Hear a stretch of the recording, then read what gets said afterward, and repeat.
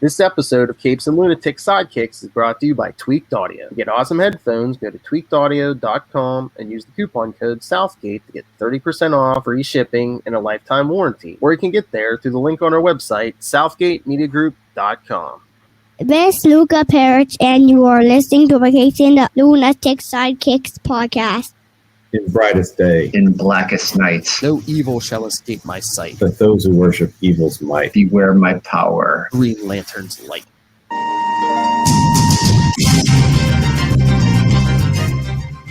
Hello and welcome to the first episode of Sector 2814, the Green Lantern Podcast. I am core member Phil. With me is Will Allred. Master Lantern battery off. And I don't know who Kona's Mr. Matt Kona. That's right, Mr. Matt Kona. I like that. Phil, you're really coming in low. I can barely hear you. Okay. It's that new music. It wants to be heard. I know. Is that any better? Yep, that's a lot better. Okay. Yeah, it's probably the music. All right. So, since it's the first podcast, I figured first we get into maybe like a little bit of our history with Green Lantern. Let's start with Mr. Matt Kona because probably the least experienced of us. So what's your experience with Green Lantern? I picked up a bunch of spinner rack Green Lanterns probably at a drugstore or convenience store. That's how I got most of my comics as a kid during summertime, spending time. And my family used to go up to Maine, and they would be at the beach all day, and I would not want to sit on the beach or go in the freezing cold sea, so I would walk around downtown and go get comic books and things like that to read. So I did read some. I remember very, very clearly the Guy Gardner stuff, and I was reading until he like spun off into his own comic with like a different costume and stuff. So I don't remember all the super details of it, but that was a clear thing because Guy Gardner had the same haircut as a lot of kids in my school, the classic mushroom cut. And but I didn't really have anyone to talk to about it, but I read them from time to time. So yeah, I was looking at some of the comics, looking to fill some of the gaps in my collection because like I really didn't collect the Guy Gardner stuff, most of it. So like I was like, oh, maybe I should get some of this. And I was like, oh damn it, did they make me like? Am I going to be collecting Guy Gardner because of these two? I mean, again, he's like one of my least favorite Green Lanterns, but just I've been reading through some of the stuff, and I'm like, man, it doesn't seem too bad. At this point, I kind of get what they're going for, but I really liked him in the rebooted Green Lantern Corps stuff. Oh yeah. After Rebirth, after Rebirth, a lot, yeah. I mean, they really did, I think, a good job of differentiating the various strengths of each of the Green Lanterns. Not only just the Earth ones, but all the other aliens that we get to see on Oa and other sectors and everything. Oh yeah, I mean, so all right, Mr. Allred, your experience is a lot more. So okay, the first comic I remember ever buying off the stands or getting bought for me off of there used to be this thing called newsstands, kids. Oh yeah. Was an issue of Green Lantern. I believe it was number 121. I was very young. And basically Hal has fallen to his death because he's lost the ring and Green Arrow's up on a plane getting ready to shoot it to him or something. And it ends on that cliffhanger. I thought he, took me 20 years to find the next issue or something, and I was on my edge of my seat for that long. What happened next? Did he survive? Yeah. I'm joking. But I've always really loved that kind of character that, and there goes Otis, the kind of character that, just by being the best you could be, you could potentially be, a Green Lantern, right? It was the ring enabled you if you had a strong enough will. Hey, what's my name? Sorry. Anyway, but I thought that was really cool. And anything that was yellow, that was kind of goofy, but it was just kind of you came along with the character, it was yellow because it was fear. There's so much, and we'll let Phil talk about his, but there's so much symbolism in the way Green Lantern works and the costume and everything that, it's just awesome. Oh, yeah, I kind of was like in and out of Green Lantern, but then once Cal Rayner became a Green Lantern, I got into it full time, and I went back and again I like filled in like my '90s collection. I got some of the pre-crisis stuff too, especially like that where John Stewart takes over and stuff. It's one of my favorite covers of Hal Jordan just walking away from the Guardians. I quit. Yeah. He's only done that a million times, right? That was the first time, maybe, I don't know. Well, some of those, like in the 170s, 180s of that Green Lantern series, you have Alan Moore and Dave Gibbons doing backup stories of Green Lantern, with little 8-page stories that are just awesome. You get Mogo Doesn't Socialize. Well, Mogo's the biggest and the baddest Green Lantern, and a guy goes there to beat up on him. And spoilers, he's a planet. Well, I was talking about, letting everyone into the core, man. He's a living planet. Yeah, which is really cool. And then, you get the F-sharp Bell because Kat Matui has to go recruit a Green Lantern, a new Green Lantern, and that race cannot see. Ooh. And every time she says Green Lantern, the ring says untranslatable. So, she has to figure it out. And the gist of the story is that, yes, I've recruited the newest member, but in truth, he's never heard of us. He does. And those are just two of them. You get the Blackest Night, where they talk about the ultimate Green Lantern. These are some really important stories to the Jeff Johns Rebirth run, that started with the Rebirth series. So there's lots of cool stuff in there. I mean, Green Lantern, it had its highs and its lows. I mean, Hal was an insurance salesman for a while. Was he was he selling toys or something too? Yeah, it was not awesome. But then we get Green Lantern. Before that we get Green Lantern, Green Arrow. By Denny O'Neil and Neil Adams, which were, groundbreaking and, opened up comics to new possibilities.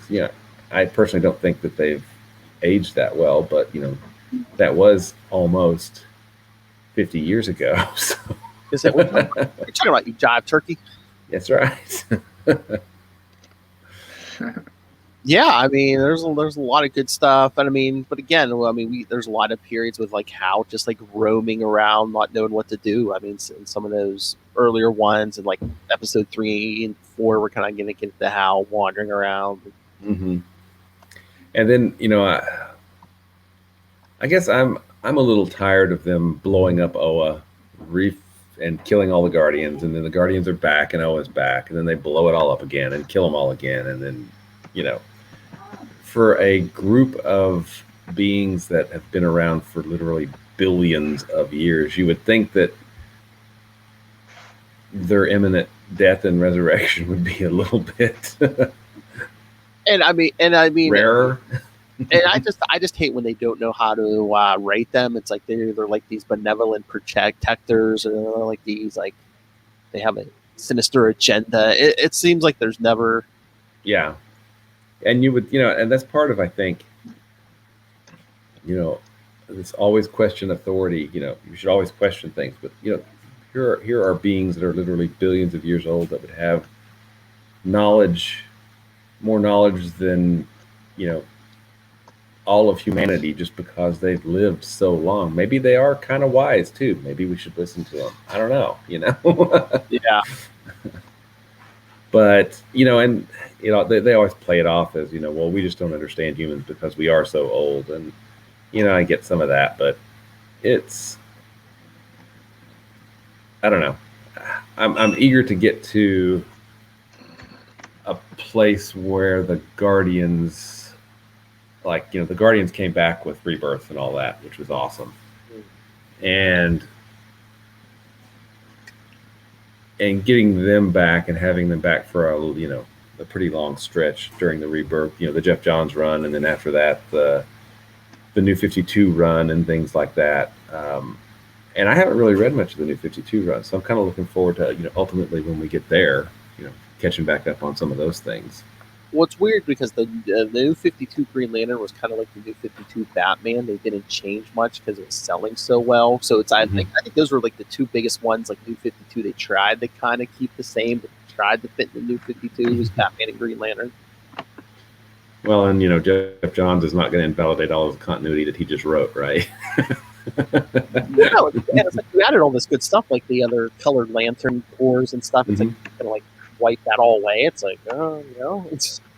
Oh yeah, I mean, I remember buying. I was buying stuff at the time, and the Sinestro Corps War was just this really massive, awesome crossover, that happened in the Green Lantern books, and I think it's held up pretty well. There are things that I don't like about the militarization of the Green Lantern Corps, but I think that's something that Grant Morrison in his season 1 and season 2 of his and Liam Sharp's Green Lantern, that he was really trying to move away from. They're not military organizations. There is some hierarchy, but they're not soldiers, basically. Yes, and so I mean, basically, what we're going to do is, tonight we're going to cover Showcase 22, Hal Jordan's first appearance, and then Emerald Dawn. Next week we'll do Emerald Dawn 2, and kind of like the end of the first series. Episode 3, we'll do like the Action Comics kind of cross, just the first and second series. Then episode 4 we'll start the first series. But when we finally get our TV show, we'll cover that too. So yeah, there's an HBO Max series in the works, which. Yeah, nice. Yeah, I don't know when it's coming, but yeah, they said it's going to focus on Alan Scott, Guy Gardner, Simon Baz, and Jessica Cruz, and Sinestro and Kilowog.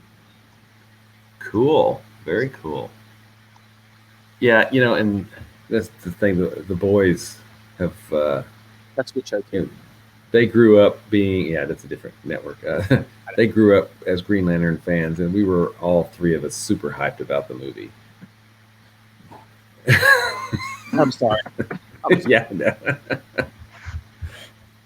And it didn't go so well, but whatever. I mean, just it was like too much. I mean, some of the stuff was goofy, but they just tried to do too much too quick. I mean, did you really need Parallax in the first movie? Did you need Hal defeating him like his first days on the job? Yeah, and I mean, when you get right down to it, the cast was awesome. Oh, yeah. I mean, all the actors and actresses were. It was well cast. The story kind of failed all of them, I feel like, unfortunately.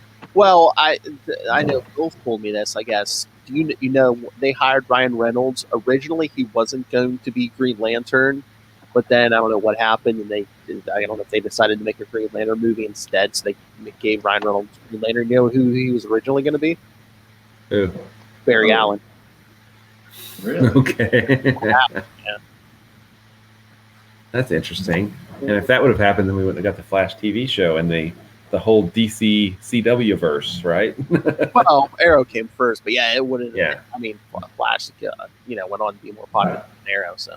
Mm-hmm. So whenever we get our TV show, we'll cover that. We'll cover that in our sector, if nothing else, in our sector report in the beginning. That's right. Oh, but all right, I did get written feedback from Ray, so he did read Showcase 22. So. Which is a pretty good segue, right? Oh, that's great. So should we start with Showcase 22 then? I think so. All right. So there's 3 stories in there, which is pretty amazing. When did it was 1950? I have it here. Let me stop it. But you say 58. It was. What was I? Just saw the date. Okay, here it is. Cover date October 1959. Cool. So that is 62 years old. Wow. I mean, I know me and Lilith were covering some of the early Barry Allens for a while. That came out. That was Showcase 4. That was Flash is even older. Wow. Yeah, that was like 56, I think. So yeah. But again, it was the Flash and Green Lantern. They were reworking old concepts because they had them in 1940. Exactly. And updating them for the nuclear age, right? Science and technology. So the Flash became a CSI before CSIs were cool. He was a police scientist, yes. Yeah. And then Hal was a test pilot. He was Chuck Yeager, which is, we're talking going to the moon and the Apollo program and breaking the sound barrier, all that kind of. This was that time period. This was the Great Society. The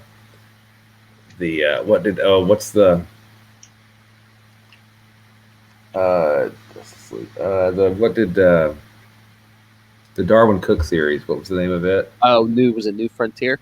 New Frontier. Yeah, it was the New Frontier. That was from JFK's speech about the New Frontier, and these were New Frontier heroes, right? Oh yeah, definitely. All right, so here I have synopsis for each of the stories in this. So, of course, the first story was SOS Green Lantern. Mm-hmm. An alien. 6 pages. 6 pages. Yes. Good gosh. Yeah. An alien peace officer named Abin Sur of the Green Lantern Corps crash lands in the middle of the California desert. As he lays dying, he commands his power ring to seek out a worthy successor, one who proves to be fearless and strong-willed. Miles away, test pilot Hal Jordan is examining a flight simulator when a corona of green light envelops him, pulling him along with the simulator to the spot of Abin Sur's crashed vessel. Abin Sur tells Hal that the power of the ring selected him to take on the role of the Green Lantern. He gives him the ring, his costume, and a power battery. He instructs him that the ring will obey his every command, but is powerless against anything colored yellow. He also tells him that the ring's energy must be charged from the power battery once every 24 hours. Hal agrees to accept the responsibility of wielding the ring in the cause of justice. With that, Abin Sur passes away. Hal Jordan is now Green Lantern. And as we'll discover later, I guess it was a choice between Hal and Guy Gardner, but Hal was closer. Yeah. And they add, I think that was what Guy's first appearance is like Green Lantern 59, I think. It's This is of the 1989 or 90 series, the one that could depicts the Brit. Oh, the original, I guess. Yeah, the original, the 1960. I guess the first series was 60. The first issue of that series was 1960. Green Lantern. Yeah. Oh, wow. Yeah. Yeah, and then you get a case. All right, so again, six page origin. What do we think? I mean, we see what we get in. We'll see what we get in Number Dawn, but it's like 6 pages is like boom. Okay, here's your power. Here you go, kid. Trick or treat. Have fun. Have a blast. I mean, it's interesting that Hal Jordan is wearing a yellow outfit too when he gets the ring, and then it's supposed to have no effect on yellow stuff, but maybe he just changed his clothes the old-fashioned way. I don't know. Maybe, yeah. We don't see him using the ring to change his outfit, but he does have a brand new costume one panel later. So yeah, it's it was a nice, quick and dirty origin. I mean, Spider-Man's origin story is an 8-pager as well. From Amazing Fantasy 15. I mean, they packed a lot in here and left a lot that they could fill in later. So it was pretty cool. I mean, 50s and 60s, you got all kinds of origins. I mean, look at again Barry Allen's origin. It's just like, oh, lightning, chemicals. Oh, look, I can run fast. Yeah, faster than the speed of light. It took him a few issues before he actually. But all of a sudden, it's like, oh, hey, look, time coming. Yeah, let's get the cosmic treadmill out. Rock on. But yeah, I thought it was a really good, quick, and we get, and there's also a sense of humor in these stories too that Oh yeah. John Broome, I think, kind of, and Gil Kane added to it, because Hal's a little bit of a ladies' man, and he, that it ends, the other stories end kind of funny, with Carol and Yeah. They set up this interesting dynamic between, he's his own, competition for her affections, which, is so totally 50s and 60s, comics at that time. But it's also interesting to note that we came from a Quasar podcast, and Wendell Vaughn and Hal Jordan are on different ends of the spectrum of workplace inappropriateness. But, there is that common thread.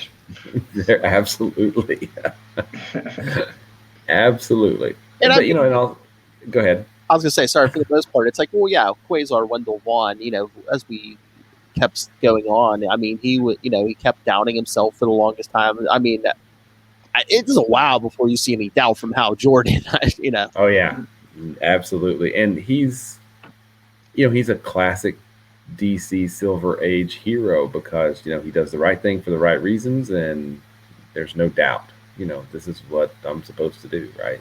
Oh yeah. So yeah, it's a good little order, and then the two stories.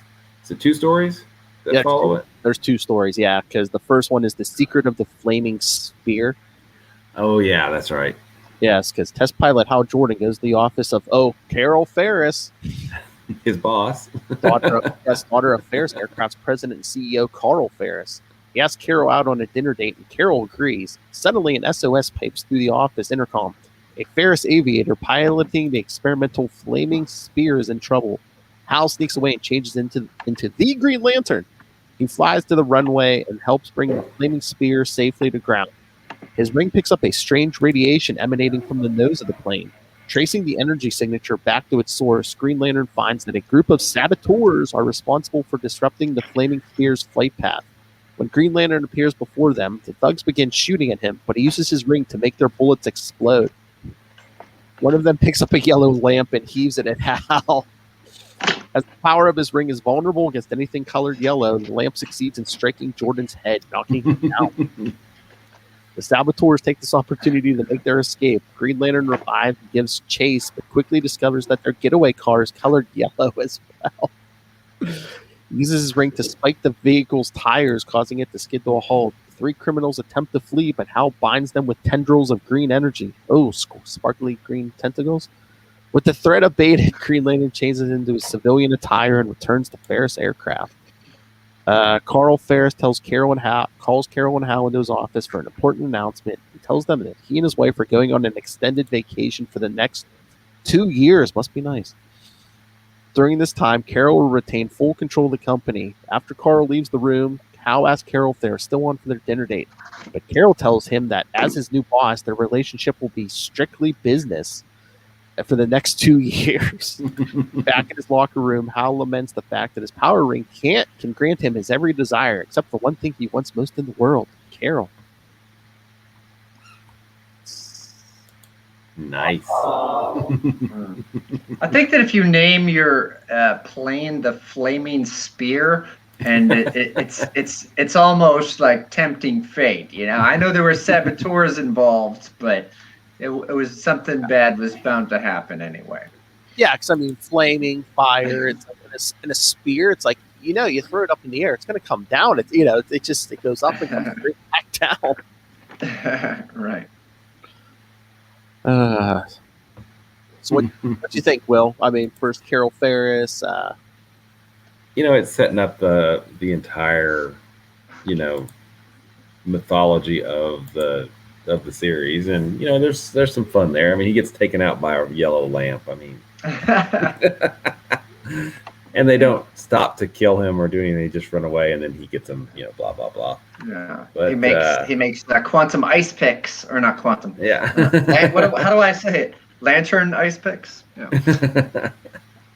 Yeah, I mean, it was a good short. I think it was a 10-page story, 8-page story, something like that. But it showcased, it's a pretty simplistic story, but it's well drawn. I mean, Gil Kane is a master, and John Broome knows how to tell a quick and light story. So yeah, it's worth reading. I do remember, the Green Lantern Archives or the Green Lantern Omnibus. A lot of these early stories, where they're 8 pages or 12 pages, are somewhat repetitive. So you can't go out. You can't really. It's hard to binge them just because it's like you're reading the same story over and over. But they quickly got past that. Once the Green Lantern series kicked off. I used to call that the 40s series is volume 1, the 60s series is volume 2, and then the 90s series is volume 3, and then all kinds of weird stuff happens after that, right? Yeah. I mean, I think it's just a good little short story. It's pretty awesome. Again, first issue. I mean, there's 3 stories, so it can't be that long or detailed. It's like, no Guardians universe yet. Basically, no other Green Lanterns besides Abin Sur and hint at a lot of things, but don't let it get in the way of the action, right? Mm-hmm. Of lamps being thrown at your head. All right, so we get to the third story in this issue. This is the cover story, right? That's the yellow Menace of the Runaway Missile. I wonder what it's about. I don't know. So yes, after conducting a test flight, Hal Jordan tries to ask Carol Ferris out on a date. He's not giving up. However, she rebuffs him, stating that she's going to the celebrity ball to meet Green Lantern. Man, he's already a celebrity. That night, Hal changes into Green Lantern and has a romantic interlude with Carol until he notices a missile in the sky. Speeding off to try to stop it, he realizes that the missile is coated in yellow paint and his power ring cannot affect it. He soon notices that the nose cone of the missile is not yellow and is able to stop it by creating a net with his power ring. Tracking the missile to its source, he captures its creator, a scientist who puts his evil ambition ahead of his country. After Green Lantern turns him over to the military, he returns to the Ferris Aircraft Company the next day as Green Lantern to apologize to Carol, who coldly rebuffs him. Again. So, what did you boys think of the big yellow missile? This was kind of fun because it has that, quirky ending with, because he was kissing Carol, and if you were really kissing me, you wouldn't have noticed the missile, so I'm mad at you. I mean, it just has all kind it's just so silly, It's Should fun. have tried to let a bunch of people die. Yeah. Oh, women. No. That's true. But yeah, I mean, again, just like it's a big plot, a huge, plummeting plot device to show. Oh yeah, hey, in case you haven't been paying attention, yellow. He has no effect on the color yellow. Yeah. Yes, just in case you didn't know that. Mm-hmm. From the last. In case you weren't paying attention. 2 pages ago. Yeah. Yeah. In case you weren't paying attention, a couple pages back. Yeah. I want to know what other celebrities were at the celebrity ball that they were dancing at, besides Green Lantern. Was big time 40s celebrities? I don't know.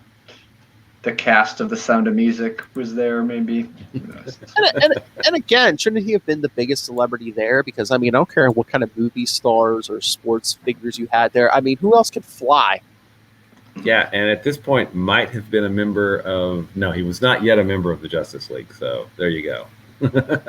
Seriously, I don't know if do we even know about other superheroes? Well, probably maybe like Flash and Superman and Batman, maybe. But yeah, in the notes, I was looking for the synopsis. Yeah, all 3 of these stories have been reprinted all over the place. So yeah. The Green Lantern Archives. There's a Green Lantern Omnibus. There was a series of black and white reprints from DC as well. I can't remember what those were. Yeah, though. so like Showcase Presents. I do have like Yeah. That's. I think you're right. I think that's what it was. Yeah. and this Showcase 22, of course, is on DC Universe also. So it's one of those. All right, so like I said, I actually have written feedback from our friend Ray.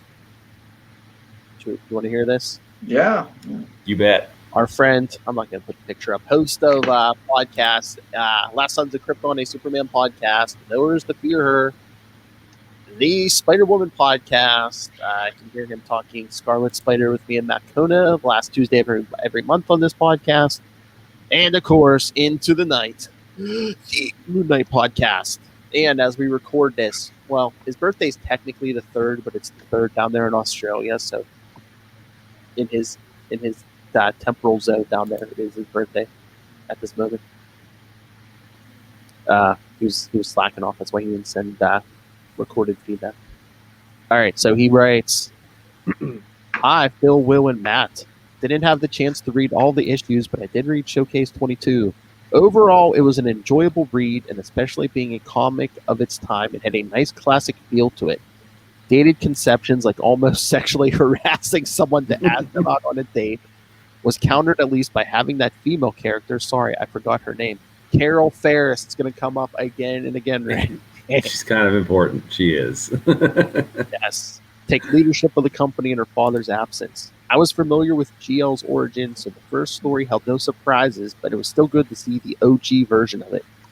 I loved also the point they made, sure to stress that yellow was Green Lantern's weakness. The lamp, the car, the missile were all fun examples. The lamp. Yes, the lamp. That's the one that's the most dangerous, the lamp. I was going to say, thank God they didn't make those bullets like yellow or something. Similar to previous reviews of Silver Age comics, it's hard to score this, but I'll give it a solid B+, as it laid a well enough foundation for the character, with enough wiggle room for expansion and investigation of powers, character development, and origin of the ring. Yeah, apologies, I can't record audio this time, but I look forward to your thoughts on all the issues. All the best, Ray. Thank you, Aussie Fanboy. So, yes, the classic origin. Yep, absolutely. Absolutely. I remember this because they kind of did. I think maybe the first exposure I had to Green Lantern was like the super challenge of the Super Friends cartoon. Yeah. The one episode I always remember is like when the Legion of Doom goes back in time and tries to change the origins of Superman, Wonder Woman, and Green Lantern. And with Green Lantern, it's like Lex Luthor just makes sure he's there to get the ring instead of Hal Jordan. It doesn't work that way. I know. And then I think with Superman, they just knocked his rocket off course, so he would land on the planet with a red sun.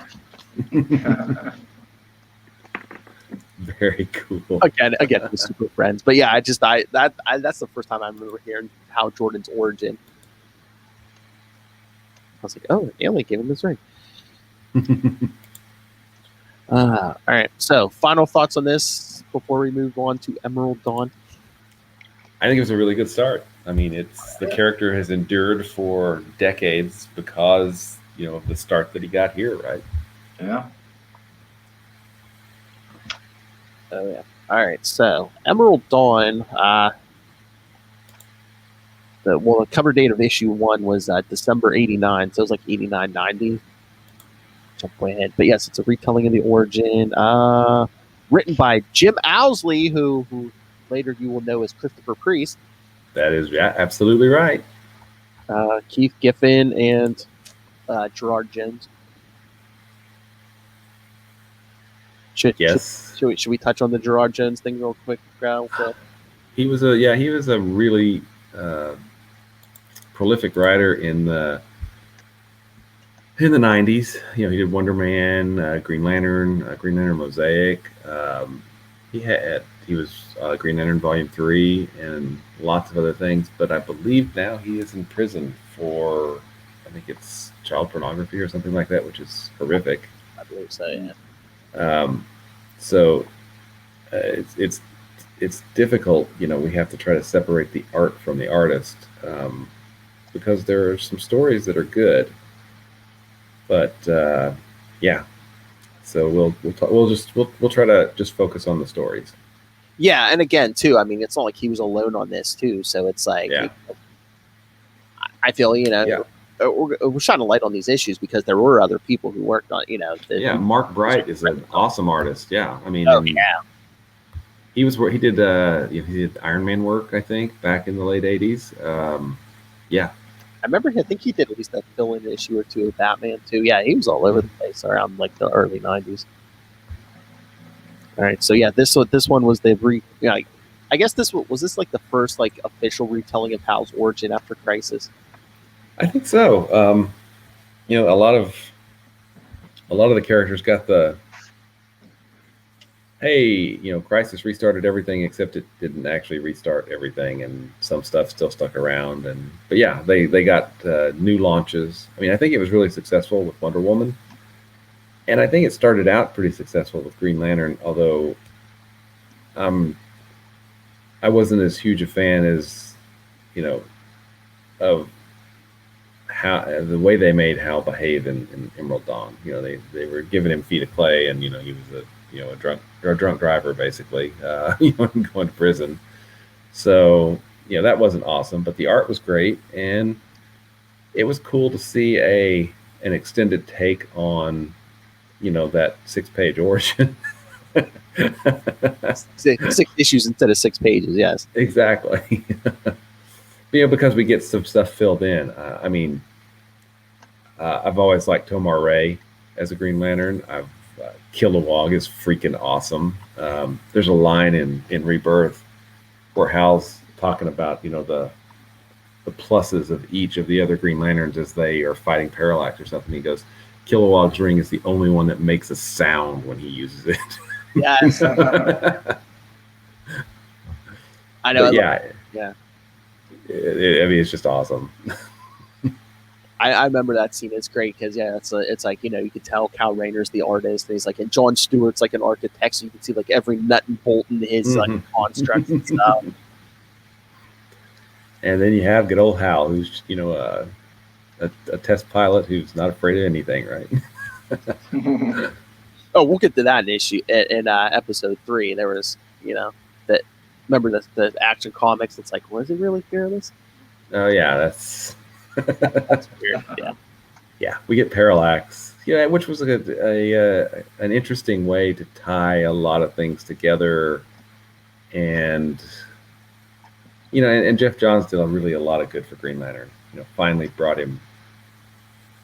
I mean, obviously Hal Jordan is the Green Lantern I love most, but he brought the entire Green Lantern Corps and all of the Green Lanterns back to prominence. So we got a lot of really great stories. Mm. Oh yeah, Cal Rayner saved the Corps. We'll get there. We'll get there. But yeah, I'll start the synopsis. Yeah, just jump in if you want at any point. But so it starts with Hal as a young boy witnessing his father's death in a plane crash, which is like we were talking about. I think the first time we ever saw that was right here. Years later, Hal tried to follow his father's footsteps and worked his way to become a professional pilot. However, he was not successful and was often mocked by his peers. After some particularly harsh comments on his failure in his career as well as his personal life, Hal caused an accident with his vehicle which left some of his friends seriously wounded. Despite being in no condition to work, Hal decided to attend his plane testing job, but for some unknown reason, the simulator went flying away from Ferris Aircraft Facility. Before Hal could react, he was flying across Coast City until he reached a deserted area near what looked like an airship crash landing site. Hal was dragged inside by an unknown force that spoke to him telepathically, and inside the airship, he is greeted by an agonizing red alien who tells Hal that he has been chosen to be his successor as the Green Lantern of Sector 2814. Hal didn't understand the meaning of the message, but before he knew it, the alien died, and the mysterious green ring flew from the alien's dead body onto Hal's hand. Hal was instantly given the powers of the ring and the same uniform as the alien wearing it. Wishing to get out of there, Hal realizes that he can command the ring to in order to perform anything he desires, including flying as free as a bird. Hal's confusion increased even after coming to terms with the fact that he now had powers. He still had trouble getting used to it. Hal keeps using the powers of the ring, but he knows that he has to face the law and turn himself into the police for the accident he caused. As he gives in, he has to surrender every valuable object, including the ring, and soon he finds himself locked in prison. All right, Don't drink and drive. They No. kind of glossed over. They kind of glossed over that in the synopsis, but. And I mean, I know different teams come and go, but it's like after Emerald Dawn and Emerald Dawn 2, I don't think they ever mentioned that he is like an alcoholic at all. Do they, Will? Not that I remember. I mean, this was kind of a quick and easy bolt on that they could then ignore later, I guess. Yeah. And I think they were just trying to flesh him out. I mean, I don't know. I mean, everyone can judge the success of it or not, but I mean, I think they were just trying to make him like a more realistic character. I think like after Crisis, they were trying to make everyone more realistic and give him feet of clay. Make him more. Honestly, make him more. Like Marvel characters. Who had these.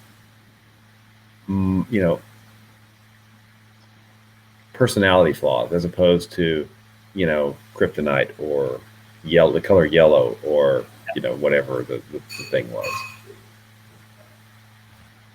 But yes, as well was. Meanwhile, while Hal's locked in prison, the intergalactic villain known as Legion has followed the trail of Abin Sur to planet Earth, planet Houston, where he starts looking for his target.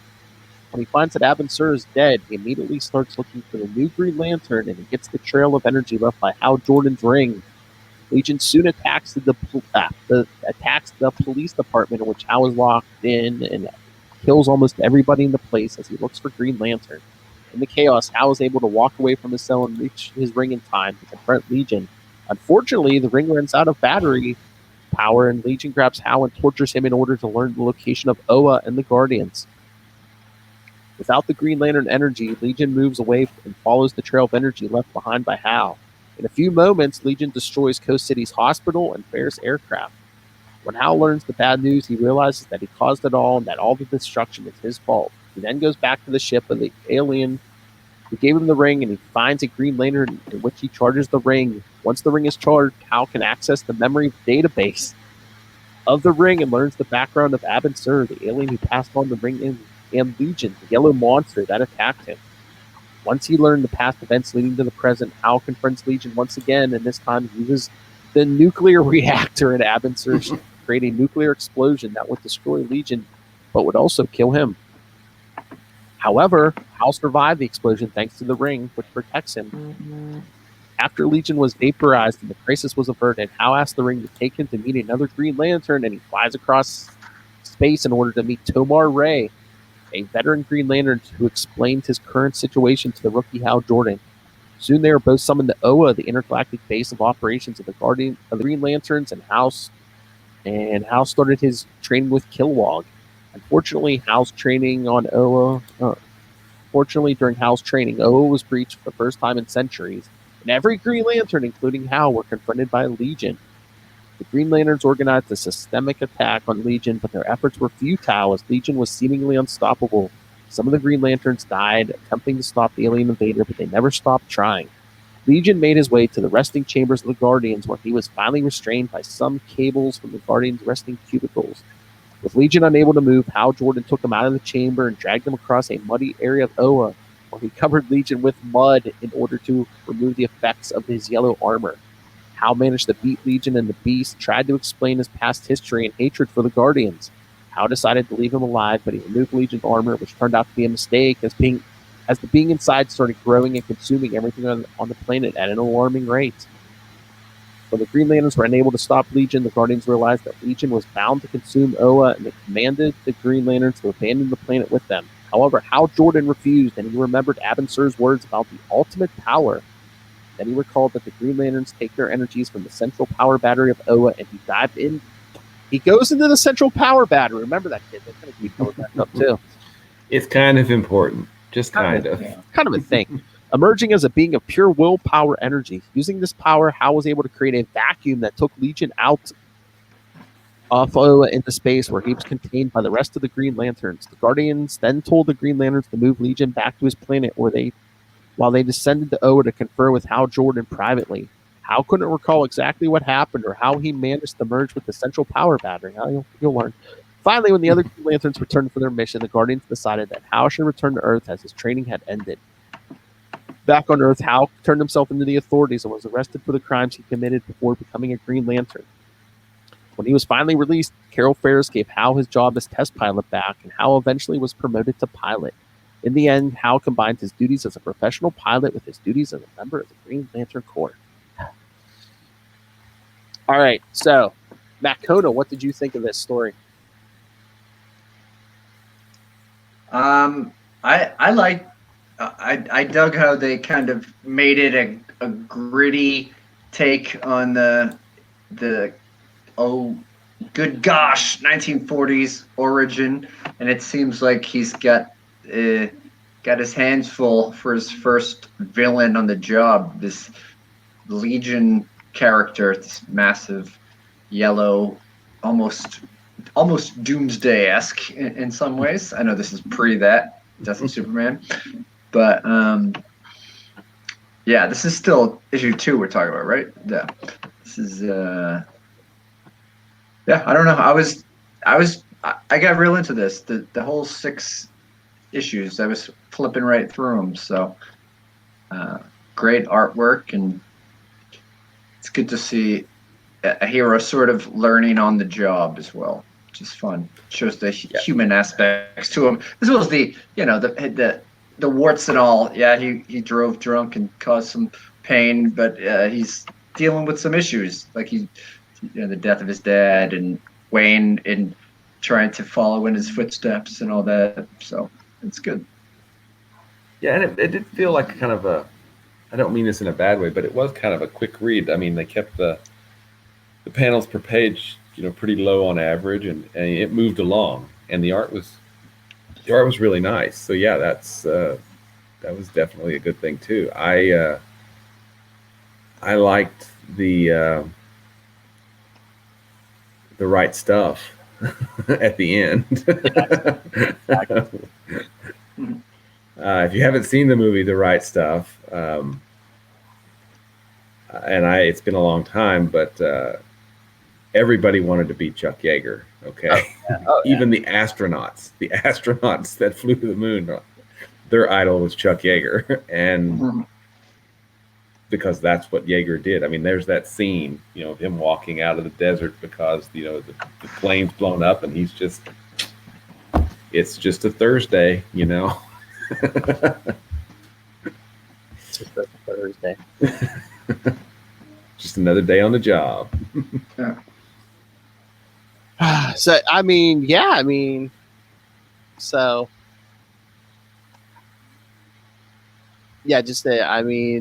this was because we had the next ongoing series coming out. Then 1990 was like, if you count the Alan Scott, it was like the 50th anniversary of Green Lantern franchise. Yeah, and I think they refer to the 40 series is Volume 1, the 60 series is Volume 2, and then the 90 series everybody called Volume 3. So and that I'm looking forward to talking about that, because that starts out really well too. Really well. What the 90s stuff? Yeah. But yeah, I mean, and again, people, I know we're trying to squeeze a lot in here because again, it's issue 1, and again, issue 2, episode 2 and 3 will kind of be squeezing a lot in. But I mean, on kind of episode 4 too. But I mean, starting with episode 5, we're going to be cutting it down to shorter arcs, 1 to 4 issues each time. So it's not going to be quite as compact and dense. Yes.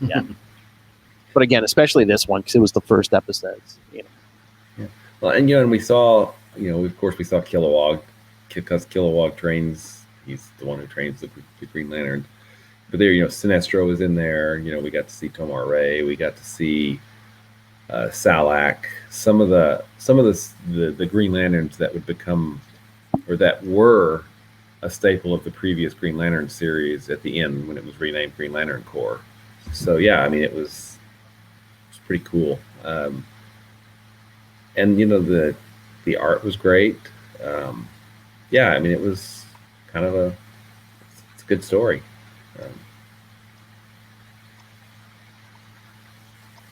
Yeah, I thought it was like a good retell, because sometimes you get people trying to retell the origin, and it's like, oh, what are you doing? But I thought this was a pretty worthy retelling, especially. Yeah, and it was. I remember really liking it when it came out. It was like cool. But hey, they're Green Lantern is getting relaunched, awesome, and hey, he's getting a new series, hey, yay! Forget about all that Crisis stuff. It's funny. Green Lantern, all the crossovers. All right. You look at Crisis, you look at 0 Hour, you look at all of these, giant crossovers that DC has done over the years.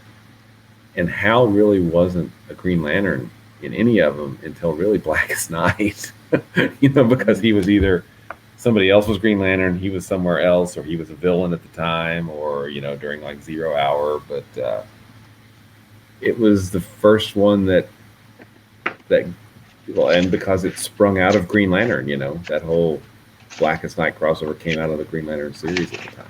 But we will get there eventually, right? Mm-hmm. Oh yeah, we're gonna get to everything eventually. Mm-hmm. I mean, what did I was? I mean, we're gonna stick with like the Green Lantern book, and we'll do some Guy Gardner and stuff. But I mean, eventually, we gotta do some Justice League stuff, especially like when Guy Gardner's in the league, like Justice League International. One Punch. Oh yeah. But no, because I mean, I've talked to Jan DeMatteis before, so we may be able to get him if we ever do some of those issues. Oh, cool. Yeah. I'm trying to think where else. There's John Byrne did a Green Lantern one shot with the science fiction author Larry Niven, I think. But I cannot remember the name of it for the life of me. I'll have to look that up. But it was trying to I think, soft relaunch a little bit Green Lantern and try to situate it more as science fiction than opposed to just a superhero fantasy stuff. And some of it, I think they were supposed to build off some of it, but I don't know that anything ever came of it. I think it was really close to around Emerald Twilight, so that may be what happened with it. Oh, I also wanted to ask you, have you been reading any of that Far Sector? No, I've heard good things about it. I've thought about picking it up, but I haven't done it yet. I did. I read well, DC Universe had the first two. I think I'm gonna go into when I go get my comics tomorrow. So it's like a later week. I might pick see if they have some or most of the issues. Maybe pick some of those up. I mean, I read the first two and it was pretty good. The art was good. It was Green Lantern Ganthet's Tale. Oh yeah. That's on our list. Yes. Mm-hmm. But one of the things, and they, if you go check out Wikipedia, you can take a look. But one of the big influences on Green Lantern was the pulp stories by E. Doc Smith, the Lensman. Mm. And they've denied it, but I'm sure because the Lensman had a lens, and they were fighting a war against, their bad guys who were, all evil, and they were responsible for all crime and all this stuff. But the good guys lived on the planet Arisia, so they created a Green Lantern and named her after them. They made it more obvious that had influenced it because they took some names and some stuff from that. But yeah, the Lensman is pulp sci-fi from the 20s and the 30s, and it's interesting because of some of the ideas presented in it, but it's very dated. It's still fun to kind of go through. Ultimately, I read the novels to the boys. I've got them up on the shelf up there. There's like 6 of them, but I don't know. It's kind of interesting. I wanted to read them because I wanted to see what that influence was, and I see how there's some influence there. You know, the guardians of the universe and all that stuff. So, but if you are interested, just check out the Lensman series, and you can see some of the early influences, perhaps, of the Green Lantern Corps. What was that again? Which story was that? E. Doc Smith wrote The Lensman. Okay. So I thought some of it sounded familiar, but I don't think I've read that before. It's let me see. It's Children of the Lens, Second Stage Lensman. Children is book 6. I can't read the other ones from here because they're tilted the other way. But yeah, they're pretty cool. At least I think they're kind of cool.